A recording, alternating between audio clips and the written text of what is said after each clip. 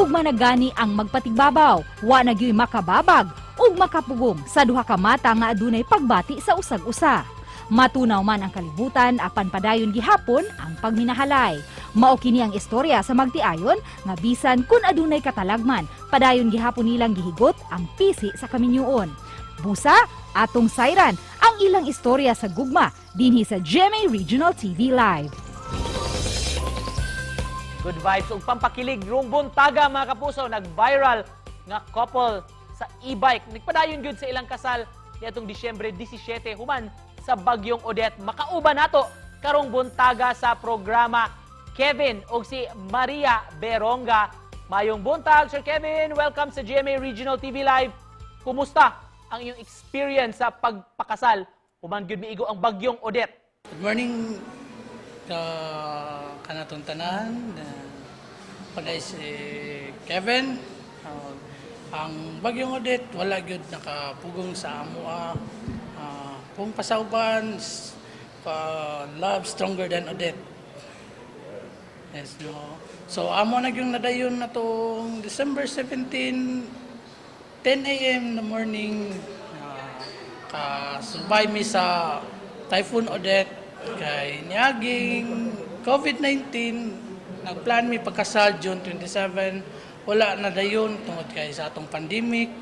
So mao to ang among gikuan nga mao to nga gipadayon na jud namo ang among pagpakasal.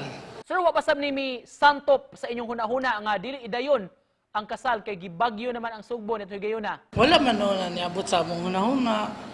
Bisag iyang parents wala nakaabot sa among pagpakasal. So solid gyapon ang among hunahuna nga ipadayon gyapon namo ang among kasal. Human sa Bagyo, Kevin, kumusta ang inyong balay? Oh, medyo naagi na piktuhan gamay. Gamay ra sad siya pero wala gyud ni santop sa among hunahuna nga ihunong namo among kasal. Sir, nagpuyo na ba mong daan, sir? Kamong duha sa wa pa mo gikasal? Nagpuyo na mi daan, then may anak isa. Ito siya.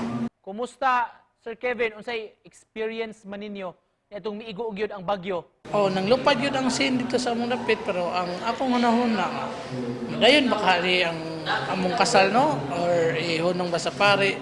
Pero ang among hunahuna, solido yun nga, magpakasal yun mi that time. Sir, unsa may feeling, unsay pamati ni mo ron nga minyo na ka?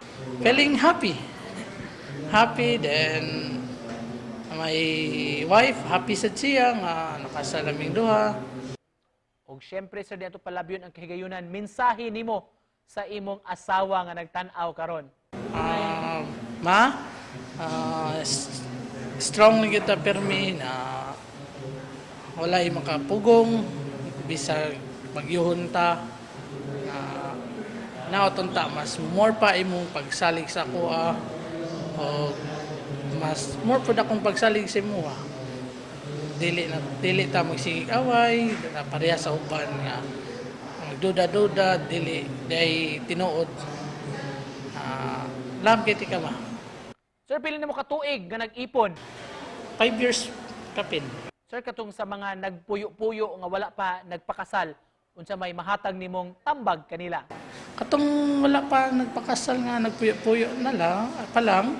So dili man natatanan nga naatay igong kwarta nga magpakasal, dili man hinuon nga dakog bayad ang pagpakasal sa simbahan. Ang atong madakan na pagpa-process, so kamo na kung desidido gyud mo magpakasal, so go, pakasal, walay makapugong, sama ka namo, love stronger than Odette. Daghang salamat, Sir Kevin, sa pagpaambit sa inyong talagsaon og di gyud makalimtan nga kasinatian sa inyong adlaw mismo sa kasal. Mga kapuso, Kevin Beronga.